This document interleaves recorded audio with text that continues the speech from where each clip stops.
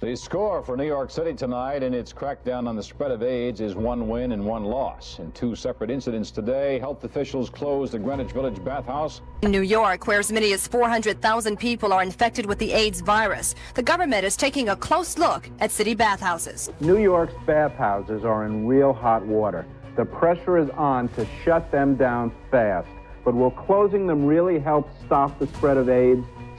Another bathhouse has been shut down as New York City fights to prevent the spread of AIDS. Closed last night was the Everard Spa on the west side.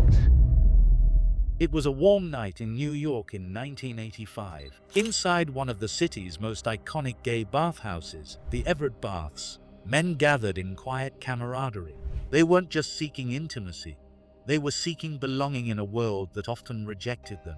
For decades, bathhouses had been a sanctuary for the gay community, offering freedom, safety, and connection. But as the AIDS epidemic cast its long shadow, these spaces, once thriving symbols of liberation, were suddenly under attack. Health officials, politicians, and the media turned them into scapegoats for a crisis that was already devastating an entire generation. How did these spaces evolve from ancient bathing rituals to vibrant gay hubs? And why, during the AIDS crisis, were they suddenly targeted, shuttered, and stigmatized? Sometimes in the morning you see needles on the floor here, and we have to work around it. This is government inspected places here. This is a matter that involves a lot of money to these people. They are selling death. The story of gay bathhouses is one of love, loss, and resilience. It's a story of a community forced to fight for its very existence. And today, we'll uncover how these spaces were forever changed by the AIDS crisis, and how they're making a comeback in the modern era. Origins and rise. For centuries, bathhouses have been a central part of human history. The Indus Valley civilization and ancient Egypt used them for purification. The Greeks and Romans transformed them into social and communal spaces, where people came together not just to cleanse their bodies, but to share ideas, form connections, and yes, sometimes engage in intimate encounters. Fast forward to the 20th century, and bathhouses became a crucial part of gay culture. In cities like New York, San Francisco, and Paris, they provided one of the only safe spaces for gay men to meet, free from the watchful eyes of a world that criminalized their existence. By the 1960s and 70s, bathhouses were flourishing. They weren't just places for casual encounters. They became cultural and political hubs. People gathered to build friendships, discuss activism, and organize for LGBTQ+ rights. In a world where being openly gay could cost you your job, your family, or even your life, these spaces offered a rare sense of freedom. Health officials closed the Greenwich Village bathhouse, accused of permitting incidents of high-risk sexual activity. A city attorney and a cluster of health inspectors arrived a little after 8 p.m. to carry out the court's orders. Then came the 1980s, and everything changed. The AIDS crisis and the fall of bathhouses. At first, it was a mystery. Young, otherwise healthy gay men were suddenly falling ill, wasting away, and dying from a disease no one understood. The mainstream media ignored it.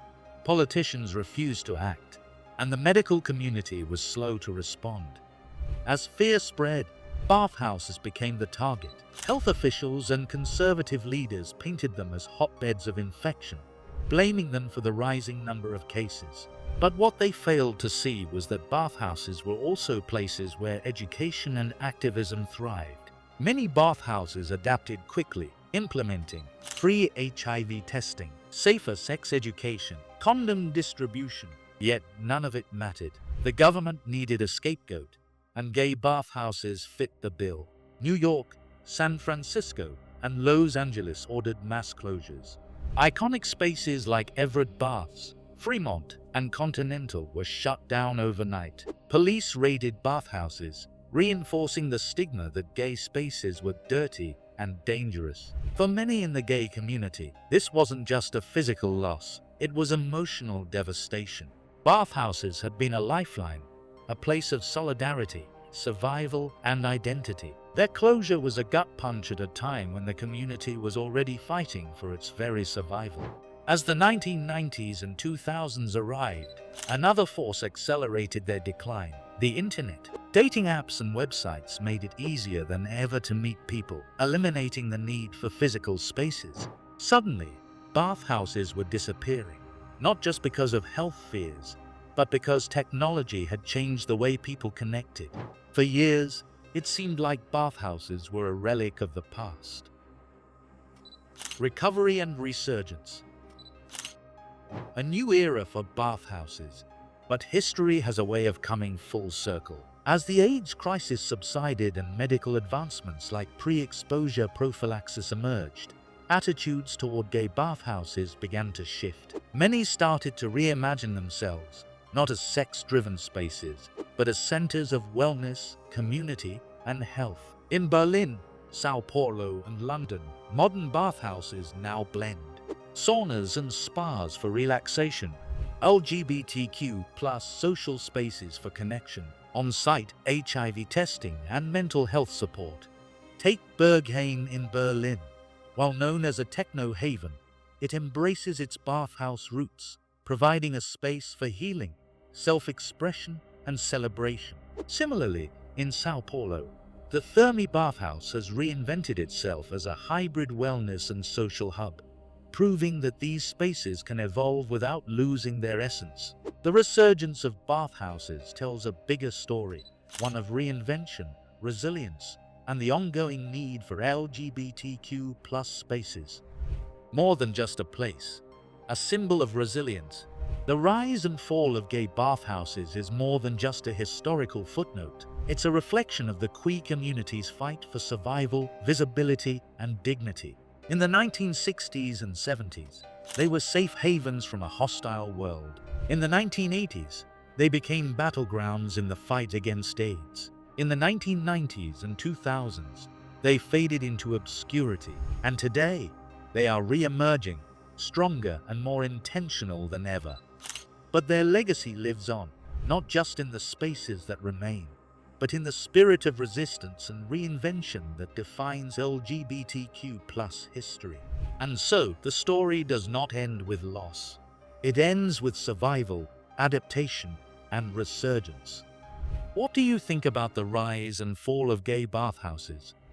Do you have personal experiences or stories to share? Drop a comment below. We'd love to hear from you. If you enjoyed this deep dive into LGBTQ+ history, don't forget to like, subscribe, and hit the notification bell. Stay tuned as we explore more untold stories that shaped queer culture. Thanks for watching.